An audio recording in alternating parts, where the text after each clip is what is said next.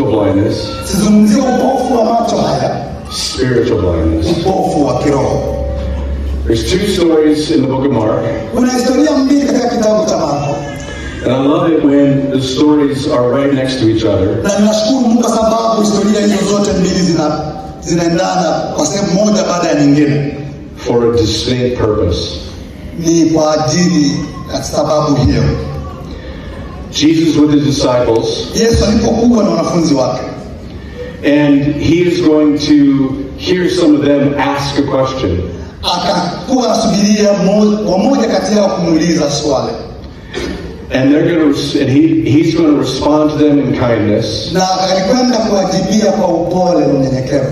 But notice how spiritually blind they are. Ili aweze kutambua jinsi gani walivyokuwa vipofu wa kiroho. Okay, so he didn't translate this, you'll have to do that.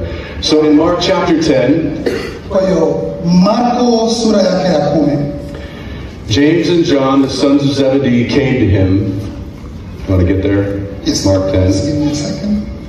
Come on. Come on. Yes. Mark 10, 35. Verse 35 and on, yeah. Man, I'm there. Just read 35, I think it's 35 and 36 there. Marko sura yake ya 10, verse yake 35 hadi 37 nasema, Yakobo na Yohana wana wa Zebedayo wakamwendea wakamwambia, Mwalimu, twataka utufanyie lolote tutakalo kuomba.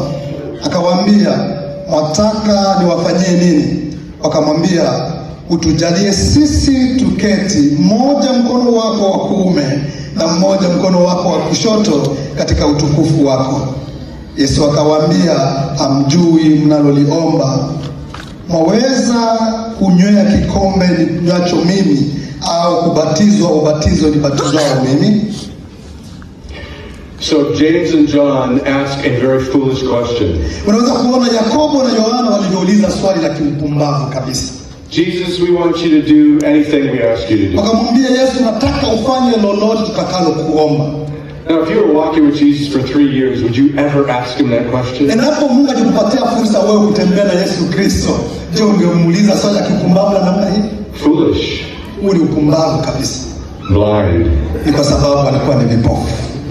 It says, Jesus answers and says, what do you want me to do for you? Yesu akawaambia, mwataka nifanye nini kwa ajili yenu?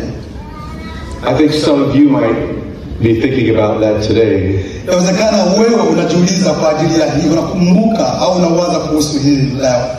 How would you answer that question? Ungejibu swali hili namna gani? Go to the next slide.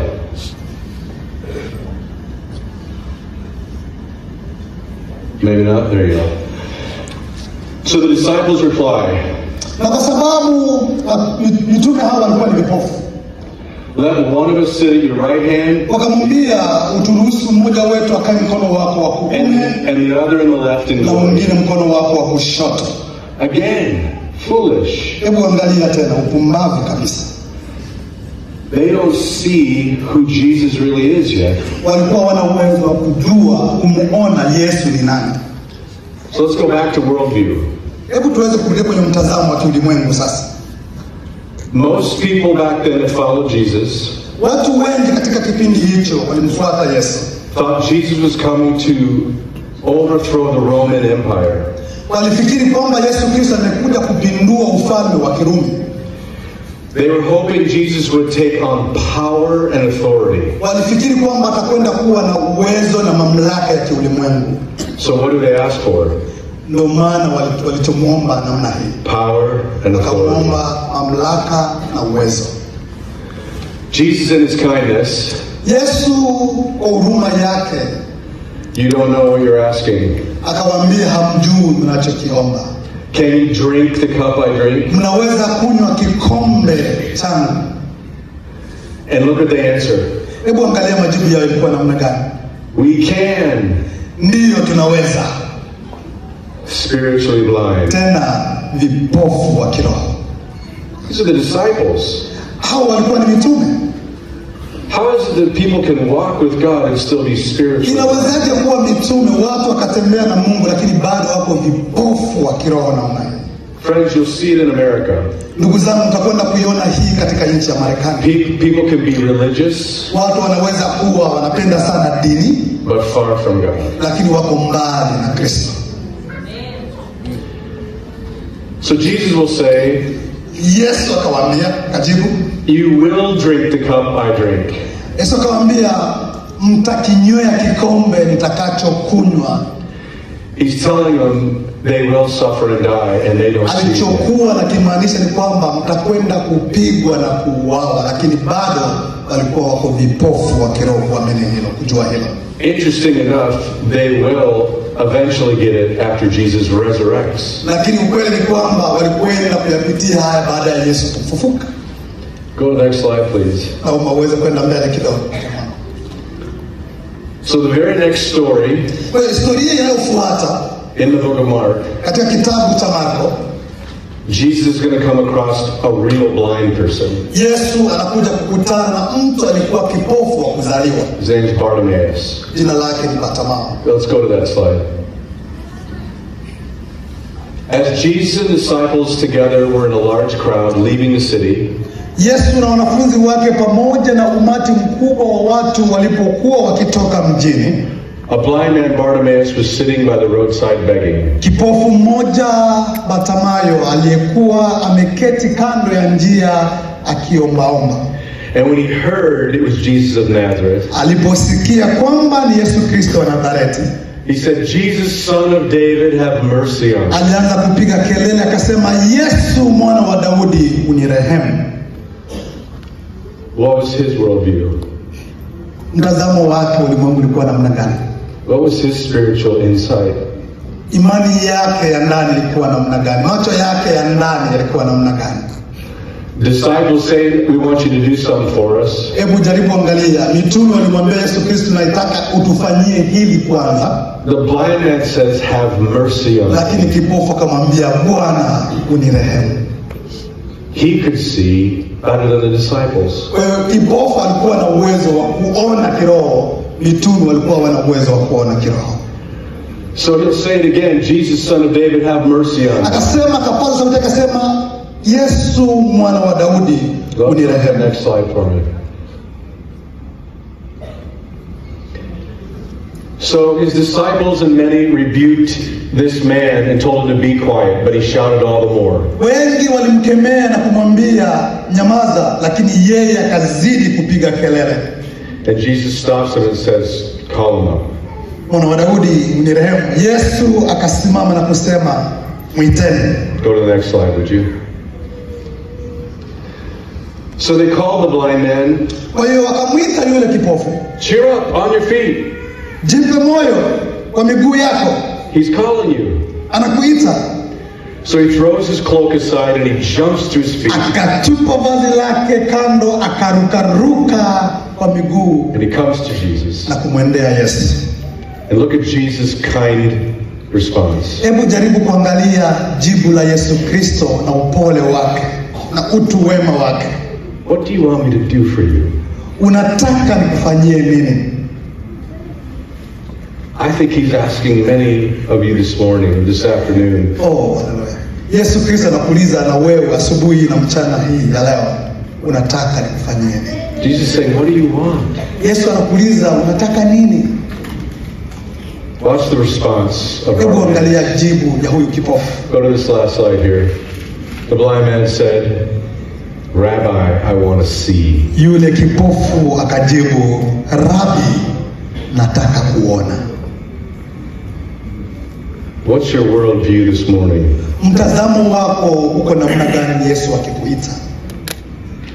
How do you perceive the world? Unatazamaje ulimwengu? I argue that you need what's called a God view, not a world view. Ninachokuomba ni lazima uwe na mtazamo wa Mungu na sio mtazamo wa ulimwengu. And no matter our stories, Haijalishi kutokana na historia, no matter our hardship, haijalishi matatizo au changamoto tulizozipitia, Jesus is calling us to see through his eyes. Yesu anatuita ili tuweze kumtazama katika macho yake. Go to the next slide, would you?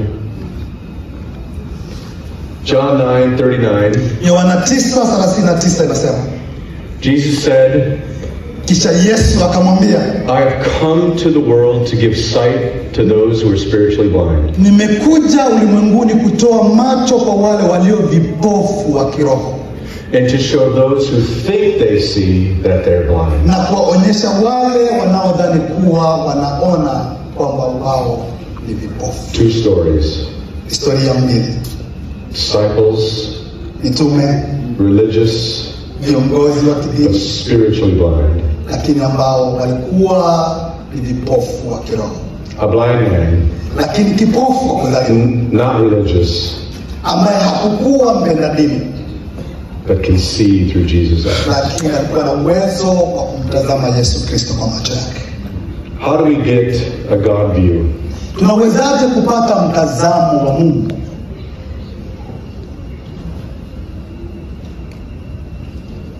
Do you want to see? Unataka kuona? How do we do that? Let's go to the next one. Unawezaje sasa kuona?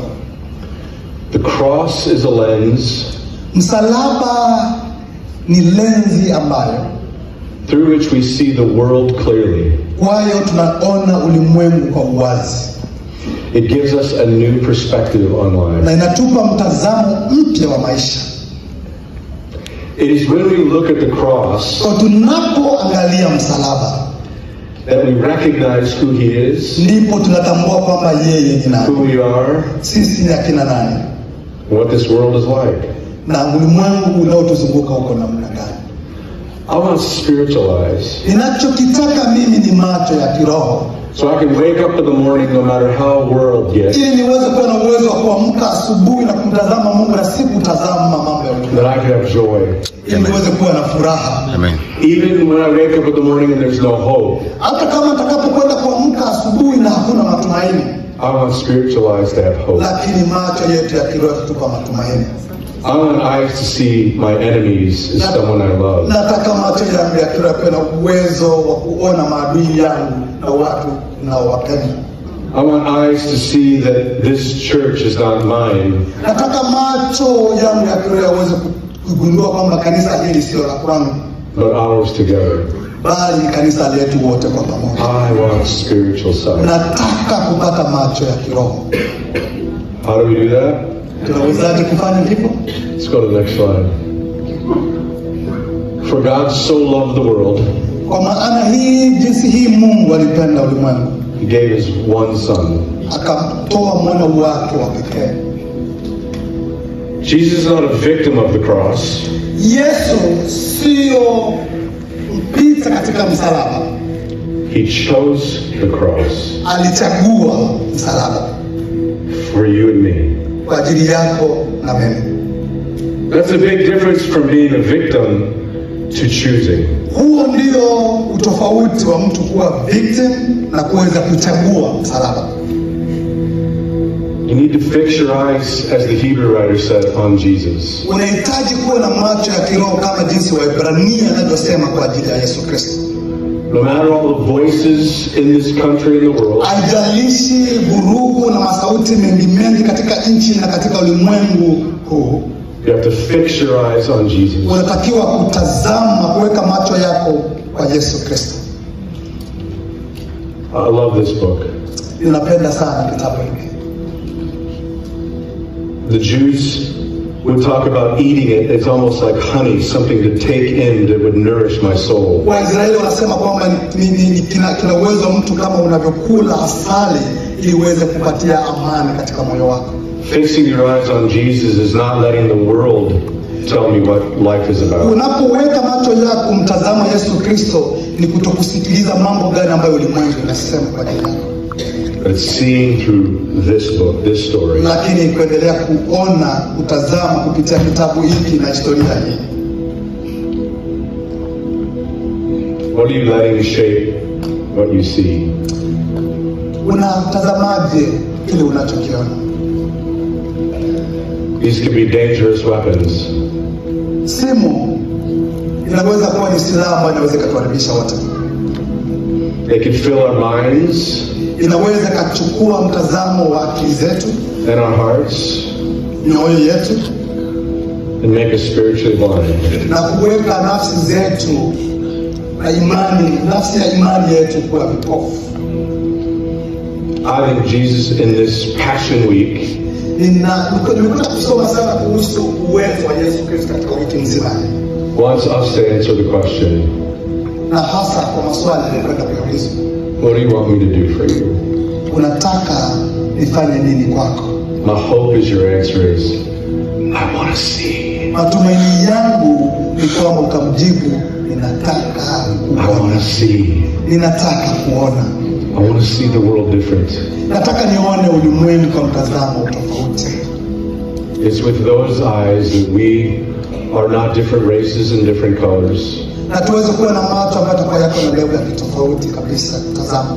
We are the beautiful mosaic of our Creator. Sisi ni watu wa kipekee, viumbe pekee aliyetuumba. It is my privilege to not say you're visitors, but we are one church together. Amen. Na unyenyekevu ni kuambia kwamba ninyi si wapitaji au watu wamekuja tu